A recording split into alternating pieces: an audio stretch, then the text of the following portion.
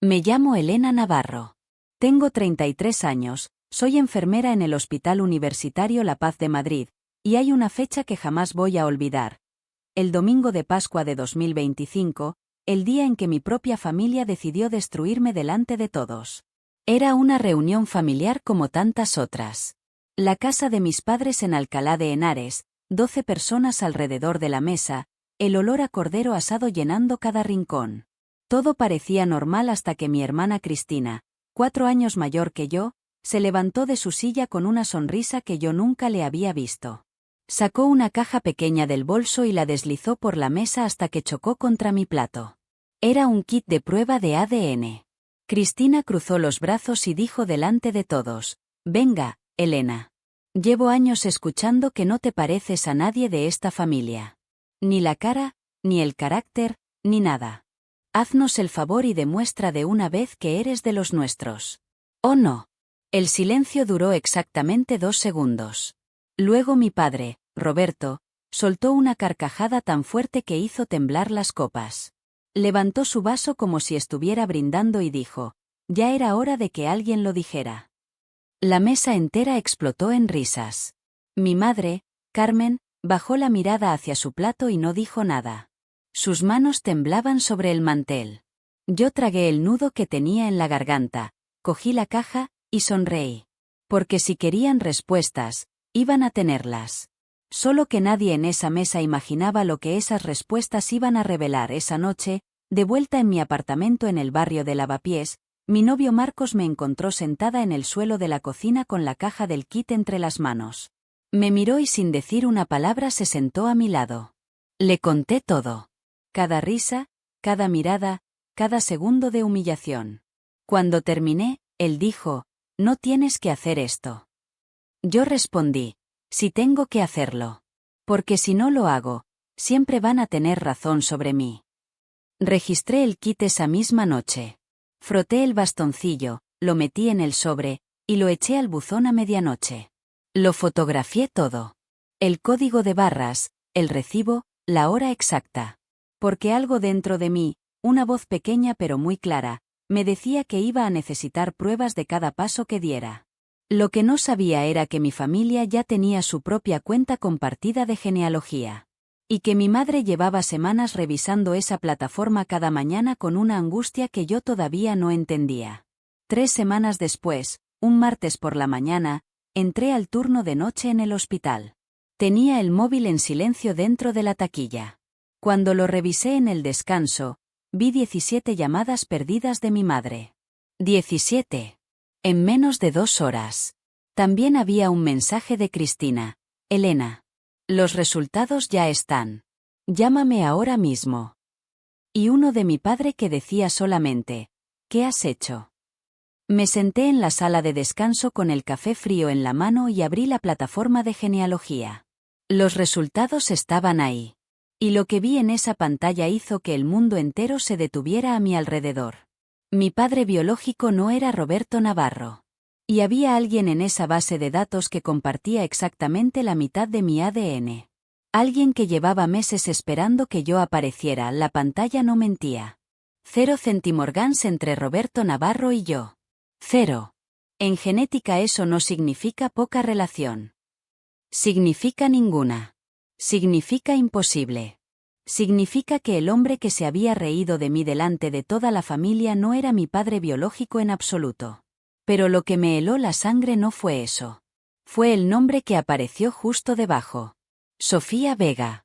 1742 centimorgans. Relación estimada. Media hermana. Una mujer de 37 años que vivía en Sevilla, profesora de instituto, que había subido su ADN a la plataforma hacía 4 meses buscando familiares por parte de padre.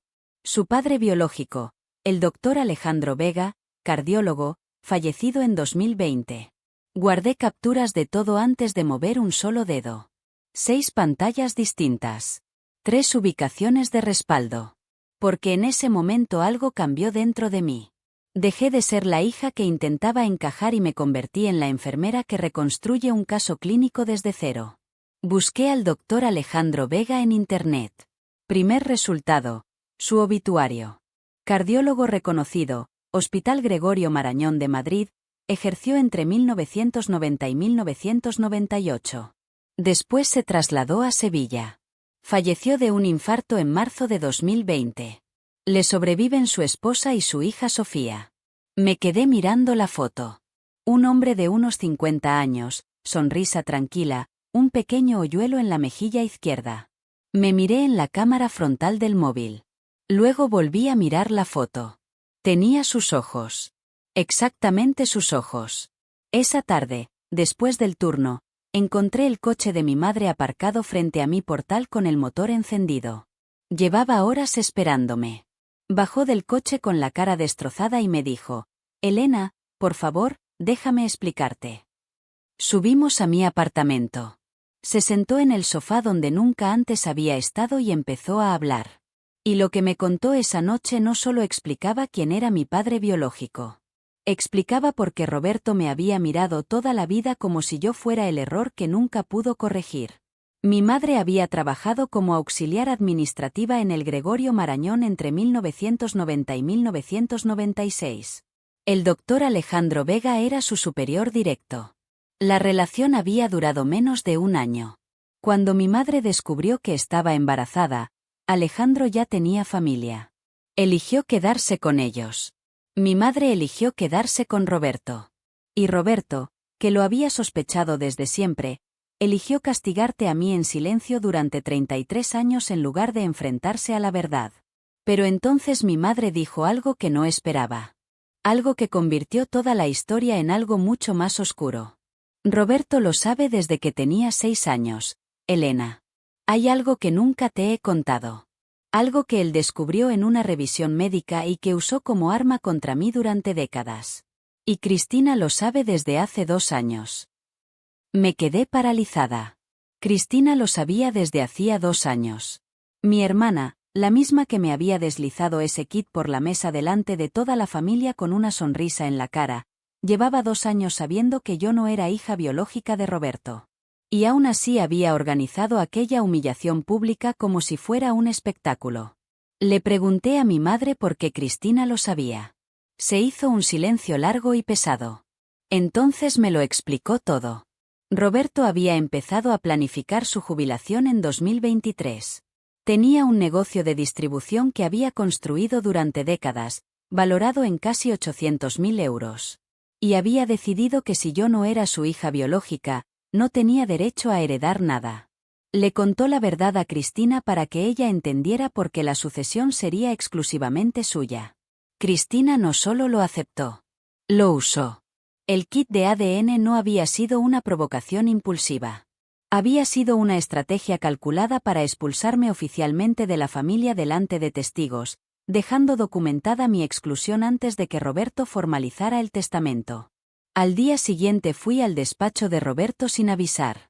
Puse sobre su mesa los documentos que había encontrado en los archivos públicos del hospital, los registros de grupo sanguíneo de mis revisiones pediátricas, y una carta que había redactado esa madrugada.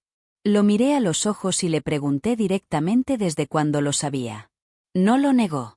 Me dijo que desde que yo tenía 6 años, cuando un médico mencionó de pasada mi grupo sanguíneo en una revisión rutinaria. Que había hecho los cálculos esa misma noche. Que nunca me lo dijo porque hacerlo habría destruido su matrimonio, su reputación y su negocio. Que había preferido cargar ese secreto en silencio. Pero cuando le pregunté si alguna vez había pensado en el daño que me estaba haciendo a mí, se limitó a apartar la mirada hacia la ventana. Esa tarde contacté con una abogada especialista en derecho de familia en Madrid. Revisó los documentos, los resultados de ADN, y el historial de 33 años de mi vida como hija reconocida de Roberto Navarro. Me explicó que la ley española protege los derechos sucesorios de los hijos reconocidos independientemente de la biología. Que tenía una posición legal sólida. Que si Roberto intentaba excluirme del testamento, tendría argumentos muy poderosos para impugnarlo. Pero también me dijo algo que cambió mi estrategia por completo. Me dijo que un litigio público destruiría la reputación del negocio familiar antes de que pudiera venderse. Y que Roberto y Cristina lo sabían perfectamente. Así que les envié un correo electrónico esa misma noche. Breve, preciso, sin una sola amenaza explícita. Solo los hechos, el nombre de mi abogada, y una fecha límite para negociar. Tenían 7 días para hacer una propuesta justa. Si no lo hacían, el siguiente paso sería mío. Mientras tanto había algo más urgente que resolver. Busqué a Sofía Vega en la plataforma de genealogía y le envié un mensaje. Le expliqué quién era, lo que había descubierto, y le pregunté si estaría dispuesta a hablar.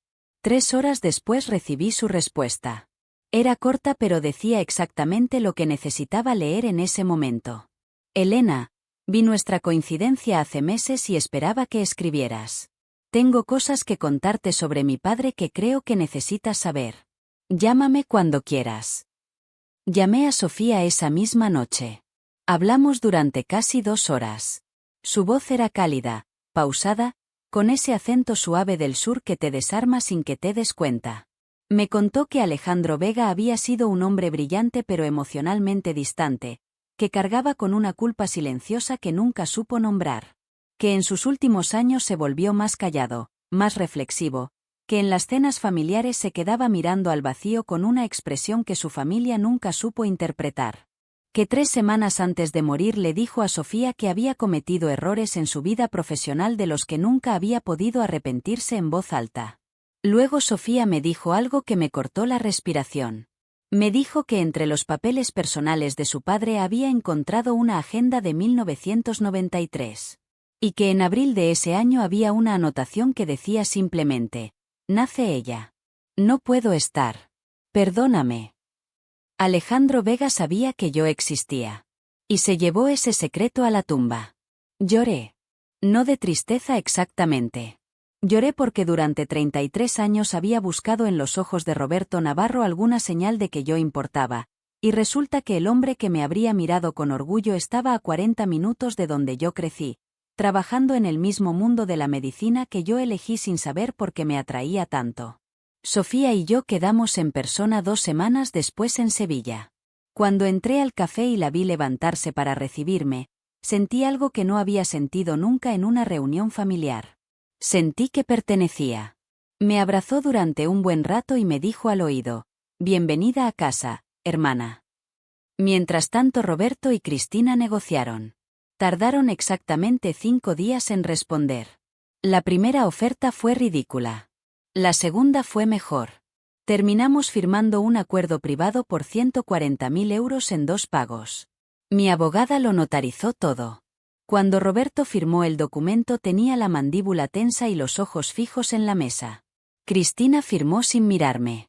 Yo firmé despacio, con pulso firme, y guardé mi copia en el bolso sin decir una sola palabra. Al salir a la calle, Marcos me estaba esperando apoyado en el coche. Me preguntó cómo había ido. Le dije: bien. Ya terminó.